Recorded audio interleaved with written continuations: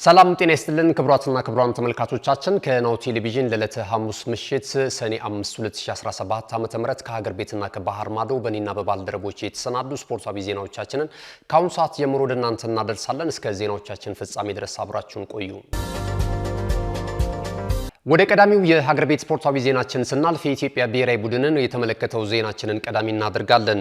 ዲሲ ዩናይትድ እግር ኳስ ክለብና የኢትዮጵያ እግር ኳስ ፌዴሬሽን በዛሬው ዕለት በሸራተን አዲስ ጋዜጣዊ መግለጫ ሰጥቷል። ለሚዲያ አካላትና ለእግር ኳስ ቤተሰቡ የኢትዮጵያ እግር ኳስ ፌዴሬሽንና የዲሲ ዩናይትድ እግር ኳስ ክለብ ይፋ እንዳደረጉት መረጃ መሰረት ከሆነ ከነገ በስቲያ በዕለተ አርብ ወደ ሀገረ አሜሪካን የሚጓዘው የኢትዮጵያ ብሔራዊ ቡድን እዛው አሜሪካን በሚኖረው ቆይታ የተለያዩ የአቋም መፈተሻ ጨዋታዎችን እንደሚያደርግም ተዘግቧል። በጋዜጣዊ መግለጫ ላይ አጠቃላይ በውድድሩ መድረክ ላይ የኢትዮጵያ ብሔራዊ ቡድንና ፌዴሬሽኑን የሚደግፉ የተለያዩ ስራዎች እንደሚሰሩም ተገልጿል። የኢትዮጵያ ብሔራዊ ቡድን በነገው ዕለትም ወደ ሀገረ አሜሪካን ይበራል ተብሏል። ወደ ሌላኛው የሀገር ቤት ስፖርታዊ ዜናችን ስናልፍ ደግሞ አትሌቲክስ እናገኛለን። የዳይመንድ ሊግ የውድድር መድረክ በኖርዌይ ኦስሎ እየተደረገ ሲሆን ኢትዮጵያን አትሌቶችም እየተፎካከሩበት ይገኛሉ። በ10000 ሜትር በሴቶች በተደረገ ውድድር ኢትዮጵያዊቷ አትሌት የኔዋ ንብረት በቀዳሚነት ውድድሯን ማጠናቀቅ ችላለች። የኔዋ ንብረት ውድድሩን ለማጠናቀቅ 30 ደቂቃ ከ28 ሰከንድ ከ82 ማይክሮ ሰከንድ ፈጅቶባታል። እሷን በመከተል በሁለተኝነት ውድድሯን ያጠናቀቀችው የኬንያዊቷ አትሌት ሜሪያም ቼቤት ስትሆን ጫልቱ ዲዳ ደግሞ ሶስተኛ ሆና ውድድሯን ፈጽማለች። ዛሬ ምሽትም የዚሁ የዳይመንድ ሊግ የውድድር መድረኮች ቀጥለው ሲከናወኑ የ5000 ሜትር የወንዶች እንደዚሁ ከፍተኛ ትኩረትን አግኝቷል። በዚህ ውድድር መድረክ ላይ ኢትዮጵያን አትሌቶችም ከፍተኛ ፍክክር እንደሚያደርጉና ውጤት እንደሚያስመዘግቡም ይጠበቃል። በዚህም መሰረት በዚህ 5000 ሜትር ርቀት ላይ አጎስ ገብረ ሕይወት፣ ዮሚፍ ቀጀልቻን የመሳሰሉ አትሌቶች እንዲሁም ኩማ ግርማን የመሳሰሉ ኢትዮጵያን አትሌቶች የሚሳተፉ ይሆናል። ከኬንያና ከዩጋንዳ ሌሎችም ሀገራት አትሌቶች የተወጣጡ ከፍተኛ ፍልሚያ ያደርጉበታል ተብሎም ይጠበቃል። ወደ መጨረሻው የሀገር ቤት ስፖርታዊ ዜናችን አልፈናል። የታላቁ ኢትዮጵያዊው እግር ኳሰኛ ሙሉጌታ ከበደ የቀብር ስነ ስርዓት በዛሬው ዕለት ተፈጽሟል። አስቀድሞ በአዲስ አበባ ስቴዲየም የሽኝት ስነ ስርዓት ተደርጎለታል። ታላላቅ እንግዶች በተገኙበት እንዲሁም የእግር ኳሱ ቤተሰቦችና ታላላቅ የስፖርቱ አመራሮች በተገኙበት የሽኝት ስነ ስርዓቱ በዛሬው ዕለት ተከውኗል። ከዚያም ቀጥር ላይ በኮልፌ የእስልምና መካነ መቃብር የቀብር ስነ ስርዓቱ ተፈጽሟል። በአጠቃላይ በእግር ኳሱ ህይወት ዙሪያ የሚዳስሰውን ጥንክር እንደሚከተለው አሰናድተናል። እሱን ተከታትለን እንመለስ። በኢትዮጵያ እግር ኳስ ታሪክ ባጫወት ብቃታቸው ከምንጊዜዎቹም ዘመናዊ ሽሪዎቹ የእግር ኳሱ ሜዳ ኮከቦች ተርታ በቀዳሚነት ስማቸው ከሚጠሩ ተጫዋቾች መካከል አንዱ የሆነው ሙሉጌታ ከበደ በትላንትናው ዕለት ሕልፈተ ሕይወቱ ተሰማ። በዛሬው ዕለት ደግሞ ግብዓተ ቀብሩ ተፈጸመም። የቀድሞ የኢትዮጵያ ብሔራዊ ቡድንና የአንጋፋው ቅዱስ ጊዮርጊስ እግር ኳስ ክለብ የግብ ቀበኛ ግማሽ ምዕተ ዓመትን እንኳን ሳይደፍን በተወለደ በ48 ዓመቱ ይቺን ዓለም ተሰናብቶ ላይመለስ አሸልቧል። የዚህ ዘመን ወጣት ትውልድ ሙሉጌታ ከበደ እንዴት ያለ አስደናቂ እግር ኳስ ክሎት ባለቤት እንደነበረ ተመልክቶ ለመመስከር ባይታደልም በቀደምት የኢትዮጵያ እግር ኳስ ታሪክ ዙሪያ የተጻፉት ጋዜጦችን አሊያም በአንጋፋ ስፖርት ጋዜጠኞች አንደበት ስለ ሙሉጌታ ከበደ ወልደየው ተሰምተው የማያልቁ የዘገባ ድምጾችን ዛሬ ላይም ቢሆን በትውስታ ሲሰማ ድንቅ የእግር ኳስ ባለሟል እንደነበር ይገነዘባል። በ1959 በወሎ ደሴ ከተማ የተወለደው ሙሉጌታ ከበደ ወልደየው የእግር ኳስ ጅማሮ በዚያው በደሴ ከፍተኛ ሁለት እንደነበረ የታሪክ ማህደሩ ይነግረናል። ከዚያም የተጫዋቹን ብቃትና ግባዊ መሪነቱን የተመለከተው ወሎ ፔፕሲ የግሉ አድርጎት በሚገባ ችሎታውን ተጠቅሞበታል። ደረጃ በደረጃ ዝናው እየናኘ የመጣው ተጫዋቹ በ1977 ወደ አንጋፋውና ወደ ውጤታማው ቅዱስ ጊዮርጊስ እግር ኳስ ክለብ አምርቷል። በፈረሰኞቹ ቤት በነበረው የ13 ዓመት ቆይታም በርካታ የዋንጫ ክብሮችን ከክለቡ ጋር ማሳካት ችሏል። በግሉም በተደጋጋሚ ኮከብ ጎል አስቆጣሪና ኮከብ ተጫዋች ሆኖ ተሸልሟል። የሀገሩ የኢትዮጵያ ብሔራዊ ቡድን ማሊያንም ለብሶ ለበርካታ ዓመታት አገልግሏል። በተለይ ኢትዮጵያ የ1980ውን የምስራቅና መካከለኛው የአፍሪካ ዋንጫ የውድድር መድረክ ክብርን ስታሳካ ይህ ኮከብ ዋነኛው ሰው ነበረም። ይህ ኢትዮጵያዊ እግር ኳሰኛ ለተጫወተባቸው ክለቦች ለሀገሩ ብሔራዊ ቡድንም በርካቶችን አጀብ ያሰኘ ብቃቱን በሚገባ ማሳየት ችሏል።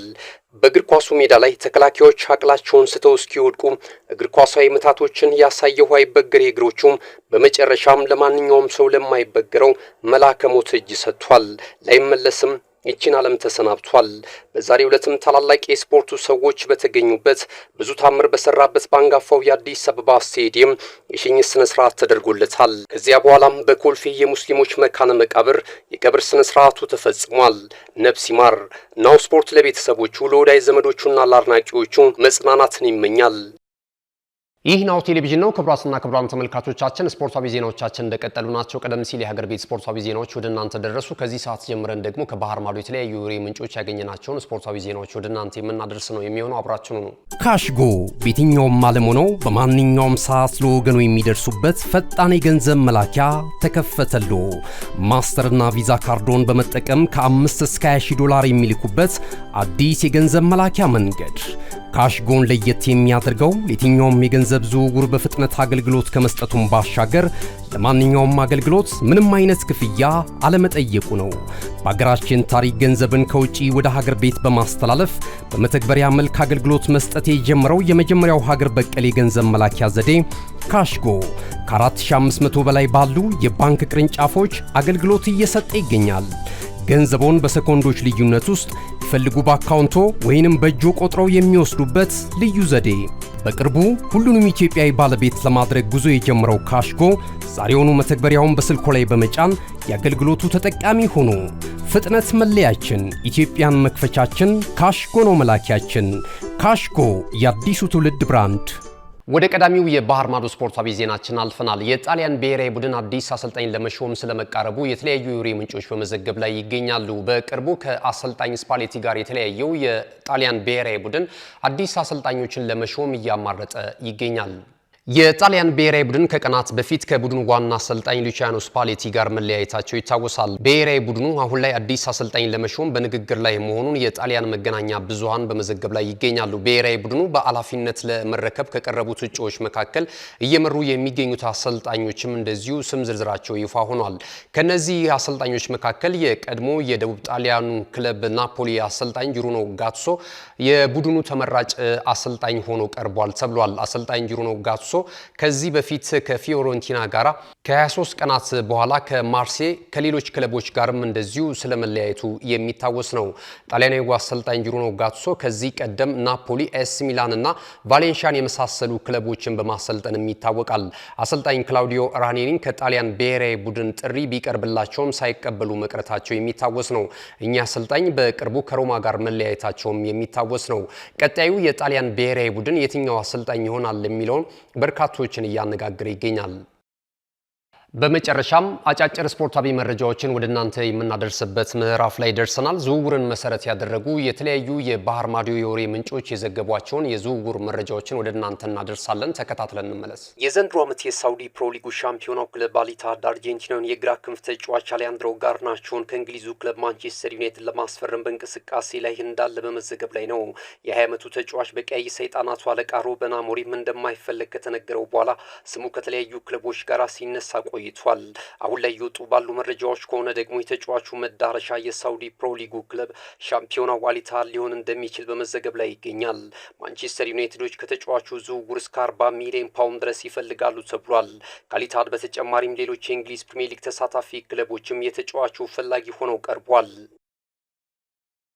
የሰሜን ለንደኑ ክለብ አርሰናል ኤሲ ሚላኑን የፊት መስመር ተጫዋች ራፋኤል ሊያውን ለማስፈረም ንግግር ስለመጀመሩ የተለያዩ ታማኝ የወሬ ምንጮች በመዘገብ ላይ ናቸው። የተጫዋቹ ባለንብረት ክለብ ኤሲ ሚላን ከተጫዋቹ ዝውውር እስከ 70 ሚሊዮን ፓውንድ ድረስ ይፈልጋል ቢባልም መድፈኞቹ ግን የተጫዋቹን ፊርማ ለማግኘት ገብርኤል ማርቲኔሊን ለድርድር አቅርበውታል ተብሏል። ማንቸስተር ዩናይትድ ቪክቶር ዮኬሬሽን ለማስፈረም እያደረገ የነበረው እንቅስቃሴ እክል እንደገጠመው ተዘገበ። ከዚህ ቀደም ከቀይ ሰይጣናቱ በበለጠ ወደ መድፈኞቹ ቤት መዳረሻውን ያደርጋል ተብሎ ሲጠበቅ ዩናይትዶች በመሃል ገብተው በጥሩ ሁኔታ የዝውውሩን ሂደት ሲያሳልጡ ቢቆዩም አሁን ላይ ግን እየወጡ ባሉ መረጃዎች ከሆነ የስፖርቲንግ ሊዝበኑ ስፖርቲንግ ዳይሬክተር የሆነው ግለሰብ ተጫዋቹ እስከ 100 ሚሊዮን ፓውንድ ድረስ ካልቀረበለት ከክለቡ አይለቅም በማለት ላይ ይገኛል። የተጫዋቹ የውል ማፍረሻ አስቀድሞ 59 ሚሊዮን ፓውንድ እንደነበረ ሲዘገብ ቢቆይም የተጠቀሰውን ገንዘብ የማያቀርብ ክለብ ተጫዋቹን ማዘዋወር አይችልም ብሏል። በተጫዋቹና በስፖርቲንግ ዳይሬክተሩ መካከልም ከፍተኛ ግጭት ስለመቀስቀሱ በመዘገብ ላይ ይገኛል። ቀጣይ የተጫዋቹ መዳረሻም ኤምሬትስ ይሆናል ወይስ ኦልድ ትራፎርድ የሚለው ነገር እያወዛገበ ይገኛል። የኢታዱ ክለብ ማንቸስተር ሲቲ ሌላኛውን ተጫዋቹን ለማስፈረም ተስማማ። ማንቸስተር ሲቲ ኖርዌይን ወጣት የአማካኝ ስፍራ ተጫዋች ስፌሬ ኔፒያን ከሮሰንበርግ ለማስፈረም ከስምምነት መድረሳቸው ተገልጿል። ማንቸስተር ሲቲ የ18 ዓመቱን የአማካኝ ስፍራ ተጫዋች በ12.5 ሚሊዮን ፓውንድ ለማስፈረም ስለመስማማቱ ተገልጿል። ተጫዋቹ የማንቸስተር ሲቲን ዝውውር ካጠናቀቀ በኋላ በውሰቱ ወደ ሌላ ክለብ እንደሚያመራም ተነግሯል። ተጫዋቹም በሮሰንበርግ በነበረው የ3 ዓመታት ቆይታ 7 ጨዋታዎች እንዳደረገና ከፍተኛ ብቃት እንዳለው ማስመስከር መቻሉም እየተዘገበ ይገኛል። ውድ ተመልካቾቻችን ከናሁ ቴሌቪዥን ለዕለተ ሐሙስ ምሽት ሰኔ 5 2017 ዓ.ም ከሀገር ቤትና ከባህር ማዶ የተሰናዱ ስፖርታዊ ዜናዎቻችን ይህንን ይመስሉ ነበር። ከዜናዎቹ ጋር ገዛኸኝ ዱላ ቆይታ አድርጌያለሁ። ቀሪ ናሁ ቴሌቪዥን መሰናዶች የሚቀጥሉ ይሆናል። በያላችሁበት ቸር ጊዜ ይሁንላችሁ። መልካም ጊዜ። እነሆ የምስራች የ10 አየር መንገድ የበረራ ትኬት ለውድ ደንበኞቹ በተቀላጠፈና አስተማማኝ በሆነ መንገድ እያቀረበ ያለው። በዚህም በደንበኞቹ የተመሰገነው ጉዞጎ አሁን ደግሞ ተደራሽነቱን በማስፋት ተጨማሪ ባንኮችን በማካተት ለውድ ደንበኞቹ የበለጠ አስተማማኝ ለመሆን ችሏል። የጉዞጎን አፕሊኬሽን ከአፕ ስቶር ወይም ከፕላይ ስቶር በማውረድ የመነሻና የመድረሻ ከተማዎትን መርጠው ዋጋ አወዳድረው የሀገር ውስጥም ሆነ ዓለም አቀፍ በረራ ማድረግ ካሰቡ የበረራ ትኬቶን ክፍያ በአቅራቢያው በሚገኙ ባንኮች አንድም በአካል በመሄድ ወይም በኦንላይን የክፍያ አማራጮች ክፍያዎትን በመፈጸም የበረራ ትኬቶን በእጅ ያስገቡ። ከዚህም በተጨማሪ እንደ ሁል ጊዜው ወደ ጉዞጎ የጥሪ ማዕከላችን 7473 በመደወል ከሙሉ የበረራ መረጃ ጋር የ24 ሰዓት የትኬት አገልግሎት ማግኘት እንደሚችሉ ስናበስሮ በታላቅ ደስታ ነው። ለበረራዎ ጉዞጎ።